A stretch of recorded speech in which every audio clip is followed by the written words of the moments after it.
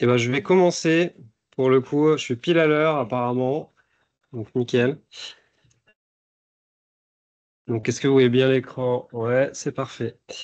Donc, pour ceux qui me connaissent pas, donc je suis Laurent. Je travaille donc chez BioWorkshop depuis maintenant presque 5 ans. Ça fait 4 ans et demi.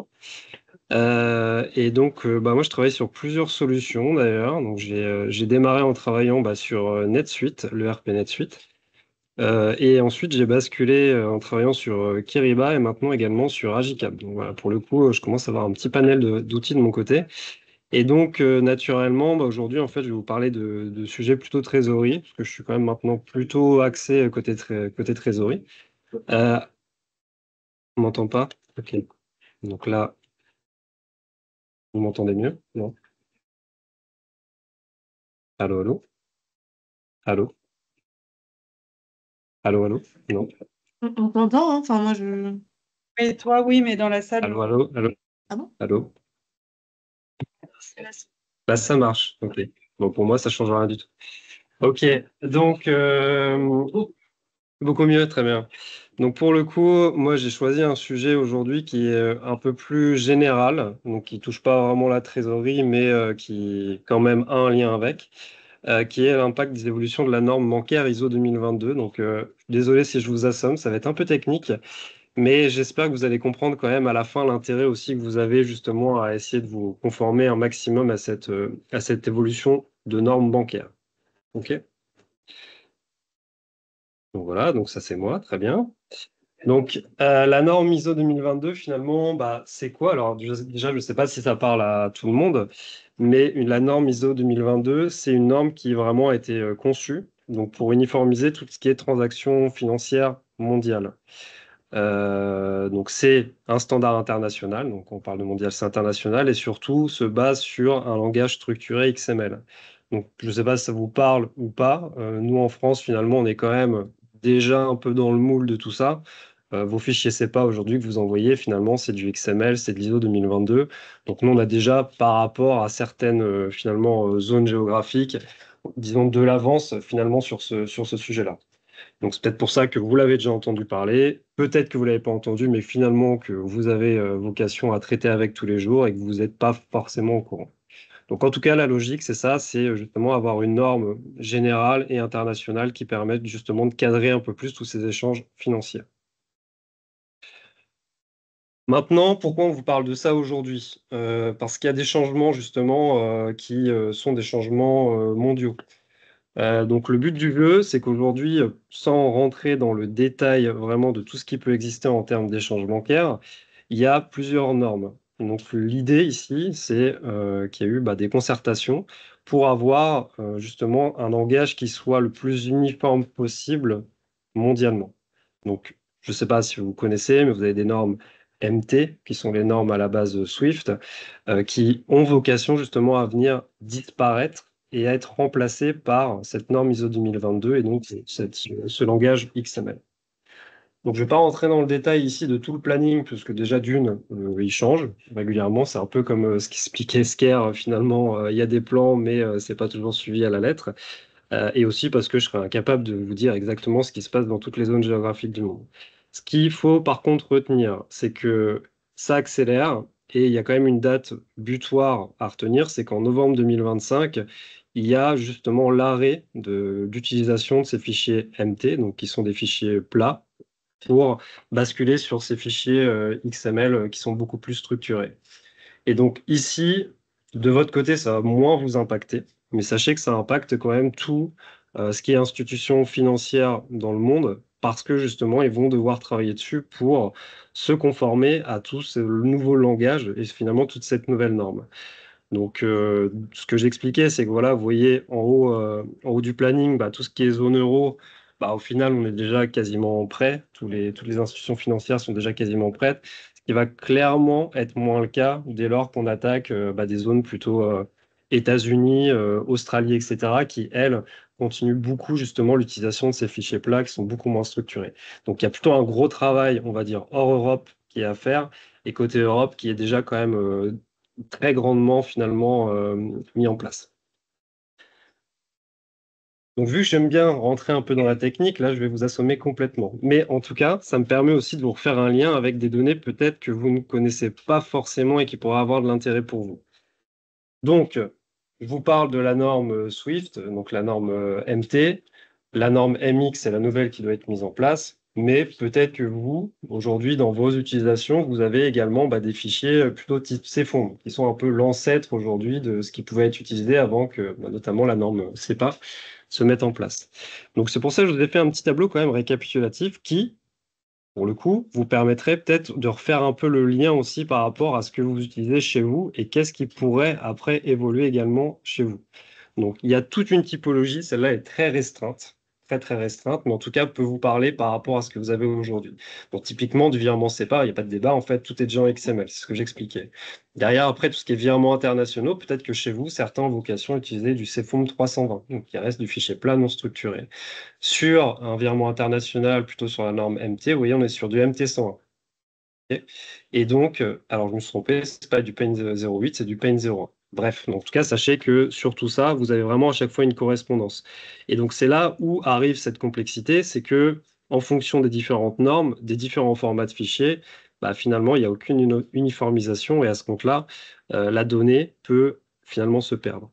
Donc pour terminer ici sur un peu ces différentes typologies, ce qui est intéressant de comprendre, c'est qu'aussi on parle beaucoup de paiements, finalement de virements, mais sachez également que dans tous ces échanges financiers, vous avez également typiquement des relevés de compte qui bien entendu sont importants pour vous, mais également des relevés d'opérations. Donc c'est peut-être aujourd'hui des documents, des fichiers dont vous ne vous servez pas et qui pourraient avoir une vraie importance pour vous et qui pourraient après s'intégrer dans vos systèmes TMS ou ERP pour, encore une fois, automatiser justement vos processus.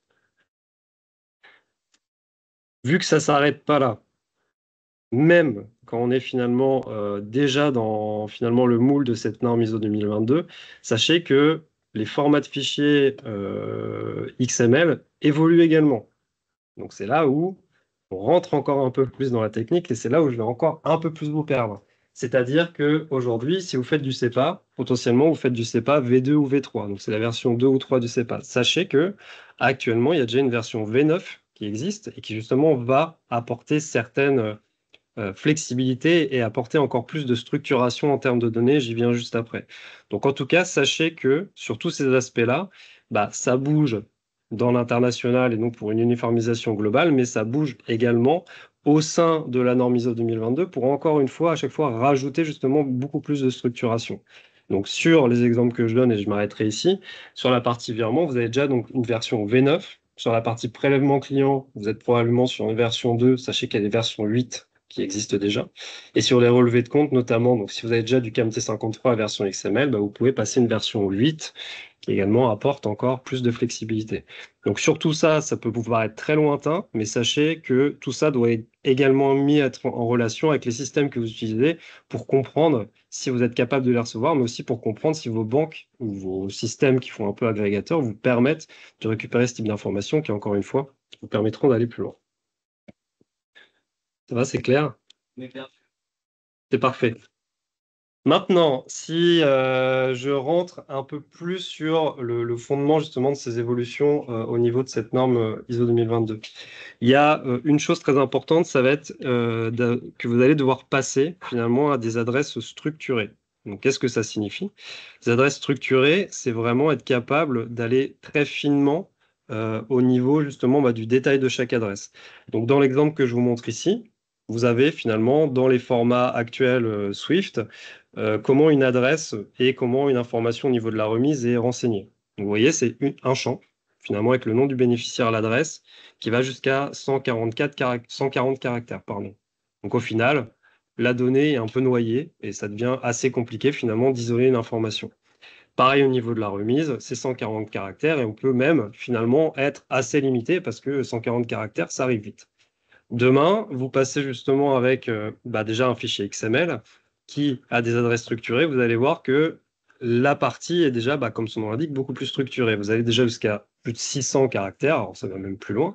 Et surtout, chaque donnée va être vraiment répertoriée à un endroit précis. Donc vous aurez le bénéficiaire, le code pays, nom de la ville, nom de la rue, bref, tout ce qui constitue votre adresse. Et pareil au niveau de la remise, vous pourriez également avoir vocation à aller plus loin. plutôt que d'avoir un simple libellé, vous pourriez avoir vocation à renseigner un numéro de contrat, un numéro de facture, tout un tas d'informations qui, encore une fois, vous permettra d'aller beaucoup plus loin dans l'analyse. Et là, vous voyez, le nombre de caractères explose. Donc pour le coup, je pense que vous voyez bien déjà dans un premier exemple qui est assez général au niveau notamment de ces adresses, que c'est plus précis, plus détaillé, et bien entendu, plus c'est précis, plus vous serez capable de récupérer de l'information et de la traiter d'une manière automatisée.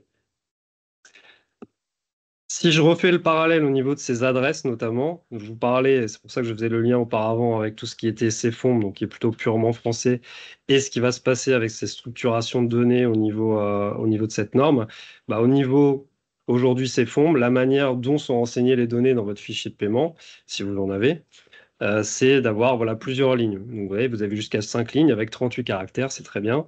Et après, dès lors qu'on passe sur la norme ISO 2022, vous voyez que vous avez beaucoup plus d'informations et encore une fois, beaucoup plus structuré. Donc ça, encore une fois, juste pour vous faire comprendre que par rapport au système que vous avez, potentiellement, la manière dont vous allez devoir re-renseigner ces adresses-là va également évoluer, parce que ça, c'est des choses que vous allez devoir préparer de votre côté pour vous conformer à avoir justement beaucoup plus d'informations à ce niveau-là. Maintenant, qu'est-ce que ça implique? Donc, ce que je veux surtout mettre en avant avec ce slide, c'est vous faire comprendre, et je vous l'ai dit au début, que de votre côté, c'est finalement assez transparent. Enfin, c'est les banques qui doivent, elles, se conformer à cette nouvelle norme. Mais sachez juste que si vous ne vous y conformez pas, les banques feront finalement un travail de conversion pour traiter correctement votre donnée. Mais par contre, vous allez vite comprendre que si vous ne jouez pas le jeu, c'est l'ensemble de la chaîne finalement qui est cassé. Donc si ici on regarde sur ce schéma-là, au début, donc vous envoyez votre fichier de paiement, très bien, qui va passer par une banque. Parfait. Donc ici, si vous avez respecté finalement cette nouvelle norme, tout le monde parle le même langage. Si ce n'est pas le cas, comme je vous l'ai montré avant, avec vos adresses, vos informations de libellé, et ça va être déjà compliqué un peu à restructurer de la même manière. Donc là, on perd déjà de l'information.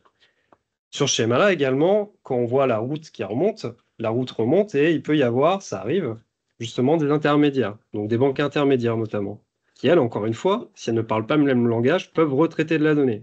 On en perd encore. Après arrive bien entendu la banque finale qui va recevoir l'information.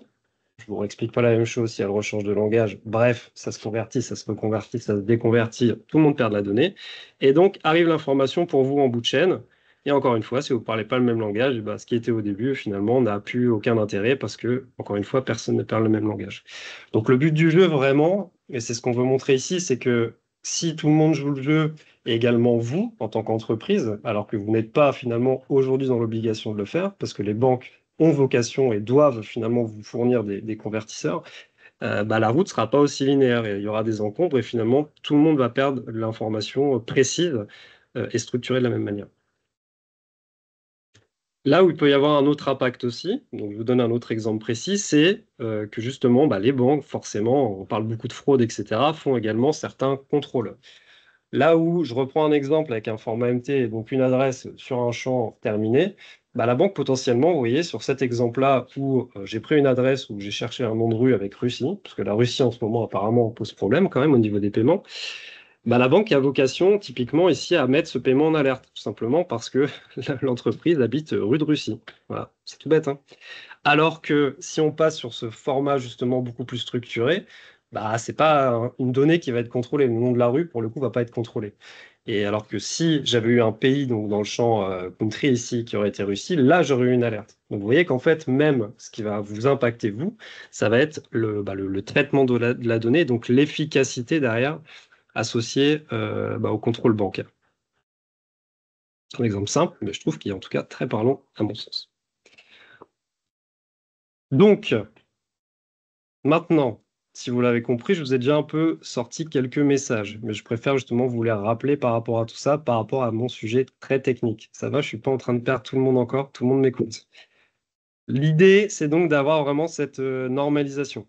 Donc, on arrête toutes ces étapes de conversion entre les différentes banques, entre les différentes sociétés.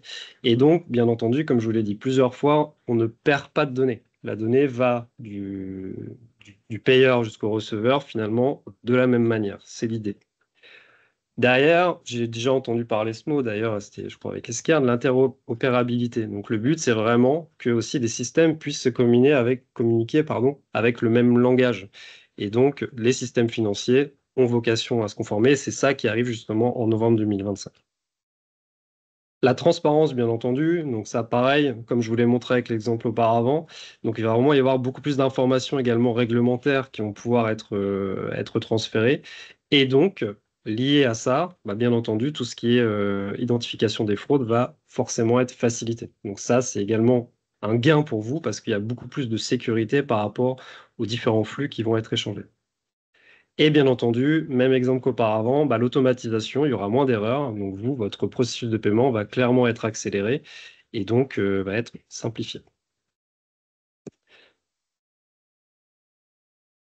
Donc un peu un rappel, hein, encore une fois. Les données enrichies, elles sont plus structurées. Le but du jeu, c'est que tout va aller de bout en bout. Donc vous aurez aussi des informations vraiment qui seront des informations de bout en bout uniques, qui seront les mêmes du début à la fin. Et donc encore une fois, qui vont faciliter justement l'identification et la récupération des informations d'un établissement financier à un autre. Et donc, à la fin, c'est plus précis, c'est plus utile, mais surtout, là où je vais en arriver pour conclure sur tout cet aspect-là, c'est que vous allez voir qu'il y a quand même un certain intérêt pour vous à terme, c'est-à-dire que si c'est plus précis, si c'est plus utile, bah derrière votre reporting, il sera meilleur. Votre lettrage comptable, là, ça y est, je pense que j'ai les yeux qui vont se relever, va être aussi facilité. Et également tout ce qui est suivi de paiement, clairement. Donc, les échanges avec vos banques seront également facilités. Donc, surtout sous tout cet aspect-là, si vous jouez le jeu, vraiment, sachez que ça peut également avoir un impact comptable pour vous, notamment avec ce lettrage qui, pour moi, peut être facilité, ou même votre rapprochement bancaire aussi, qui, lui, aura des informations beaucoup plus précises. Maintenant, pour conclure, comment vous pouvez vous y préparer? Donc, c'est ce que je vous ai dit en haut. À aujourd'hui, vous avez finalement, en gros, aucune obligation. Enfin, les banques vont continuer à convertir finalement vos fichiers. Ils le font déjà aujourd'hui. En fait, vous ne le voyez pas forcément. Généralement, un fichier de virement international que vous avez au format CFOMB, la banque le retraite derrière. Il va souvent plutôt le mettre sur un format XML. Donc ça va continuer à subsister. Donc vous avez finalement pas vraiment aujourd'hui d'obligation de votre côté, vous en tant qu'entreprise. Par contre, si vous ne le faites pas, comme vous l'avez compris, bah, il y a certains gains aussi que vous n'aurez pas forcément. Donc je vous invite à le faire finalement assez rapidement. Donc, qu'est-ce que vous pouvez faire dès aujourd'hui pour le faire? Bah déjà, vous allez vérifier un peu tous les outils. Donc, on va surtout parler ici de paiement, hein, parce que c'est ce qui nous intéresse. Et donc, sur les paiements, vous allez vérifier un peu tous vos systèmes, donc tous vos ERP, qu'est-ce qu'ils génèrent? Donc, si je ne génère pas finalement les bons formats de fichiers, vous posez la question, est-ce qu'il faut que je bascule justement sur cette norme ISO 2022? Tous vos process P2P, donc pareil, on parlait d'Esquire, etc. Esquire ou Agicap aussi qui fait des paiements. Bah voilà, est-ce que justement ces outils-là sont capables de pouvoir sortir les bons formats de fichiers? Tout ce qui est aussi IRH, enfin, la paye, note de frais, pareil. Donc tout système qui vous permet de faire des paiements, posez-vous la question, est-ce qu'ils sont déjà prêts finalement à vous sortir ce type de fichier? Encore une fois, dans notre cas de figure, généralement c'est le cas, vous allez principalement être sur des fichiers CEPA et donc c'est déjà le cas. Par contre, est-ce qu'ils sont déjà prêts à faire un CEPA V9? Ça, j'en suis pas si sûr. Ensuite, vu qu'on parle beaucoup d'adresses structurées, bah, je vous invite aussi à venir vérifier tout ce qui est vos bastières, donc clients, fournisseurs, employés, parce qu'à terme, il y a assez peu finalement d'exigences, on va dire, en termes d'envoi de données. Donc vous avez vraiment tout un tas de champs qui est disponible dans les adresses structurées. Par contre, ce qui est sûr, c'est que à terme, plus les années vont avancer et plus les banques vont vous demander de donner des données fiables en termes d'adresse. C'est déjà beaucoup le cas sur des virements internationaux. Sur du CEPA, c'est pas encore le cas, mais sachez que c'est en train d'évoluer et vous allez avoir nécessité d'envoyer beaucoup plus d'informations à ce niveau-là. Donc commencez déjà ce travail chez vous. Posez-vous la question, est-ce qu'elles sont structurées comme finalement je devrais être en capacité de le faire, mais surtout, est-ce que ces données sont complètes? Et ça, c'est pareil, vous êtes déjà capable de le faire dès aujourd'hui, vous n'avez pas besoin d'attendre finalement que arrive l'échéance, on va dire, de novembre 2025 sur ça. Et donc, bah, bien entendu, vu que quand même je suis là pour vous parler de Kiriba Agicap, bah, le but du jeu, c'est quand même de vous dire que bah, le plus simple, c'est justement de mettre des systèmes dédiés à ça qui, eux, vont suivre ces évolutions et vont vous permettre de sortir bah, des fichiers au bon format et donc un TMS sur tous ces échanges bancaires et même toutes les informations en récupération. Je parlais des relevés de compte, mais aussi des relevés d'opérations qui ont vocation à être après exploitables dans ce type de fichier, dans ce type d'outils. En tout cas, je vous conseille, ça c'est mon point, de déporter la complexité sur plusieurs outils et donc d'avoir vraiment cet outil central TMS qui vous permettrait bah, d'une part de faciliter vos échanges bancaires avec les protocoles en place, mais également cette partie, on va dire, technique de formatage de fichiers qui n'a pas vocation à être traitée par notamment des ERP. Je sais pas du tout où j'en suis niveau timing, mais j'ai terminé. Donc s'il reste quelques minutes, il y a des questions, mais je pense qu'il n'y en aura pas parce que je vous ai tous assommés. Et sinon, je pense qu'on peut passer à la suite. Oui, j'ai une question si, Oui. par exemple, suite du Kiriba, Oui, j'ai écrit les adresses et Oui. ça devrait passer. bah après, tout dépend aujourd'hui comment vous faites. Enfin, c'est-à-dire que aujourd'hui, si vous avez NetSuite, vous avez Kiriba, déjà, il faut poser la question, est-ce que c'est du routage? Le routage, c'est que vous avez un fichier qui sort de votre ERP que vous intégrez dans votre TMS pour envoyer à la banque. Ou est-ce que c'est de l'intégration? Est-ce que c'est de la donnée brute qui part de l'ERP vers l'outil? Et c'est là où, justement, mon conseil, c'est plutôt d'être dans ce mode d'intégration, c'est d'avoir de la donnée brute qui sort d'un système et d'avoir un autre système qui, lui, refait ce formatage, justement. C'est là tout l'intérêt. Et là, effectivement, vous ne vous posez pas la question de savoir si c'est bien formaté ou pas. Finalement, la donnée est envoyée et charge cet outil de centraliser ça. Si vous êtes en routage, charge à l'ERP de justement être capable de sortir l'information comme il faut.